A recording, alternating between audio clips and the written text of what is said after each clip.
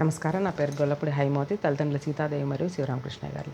శ్రీ పగడాల రంగప్ప గారు ఉపాధ్యాయులుగా పనిచేసేవారట బసిరెడ్డిపల్లి, కడప జిల్లాలో.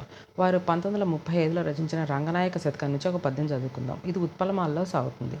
దేవుని చూడ యాత్రలను తేరకనెప్పుడు తిరుగుచుండగా పావనమౌనే ఆత్మ ఘన పామర సంఘములందునంతటన్ భావమునందున్ కలుగు పాతకములు పడిత్రోసి వేచి ఆ జీవుడే దేవుడే అనగా చిక్కదే మోక్షము రంగనాయక శతకం కాబట్టి రంగనాయక అనే మకుటంతో వస్తుంది.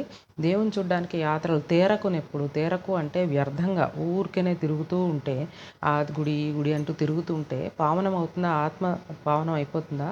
కాదు అంటున్నాడు. ఎప్పుడు అంటే భావమునందున్ కలుగు పాతకములు, మన మనసులో కలిగే చెడు ఆలోచనలు, వ్యర్థమైన ఆలోచనలు, ఎవరినైనా బాధ పెట్టాలనే ఆలోచనలు, ఇవన్నీ కూడా తుడిచివేసి ఆత్మను నిర్మలంగా ప్రశాంతంగా ఉంచుకున్న జీవుడు, అటువంటి మనిషి ఎవరైనా ఉంటే అతనే కదా దేవుడు, వాళ్ళకి చిక్కదా మోక్షము అంటున్నాడు పగడాల రంగప్ప గారు 1930లో రచించిన రంగనాయక శతకం నుంచి ఈ పద్యం చదువుకున్నాం ఇప్పుడు మనం. నమస్కారం.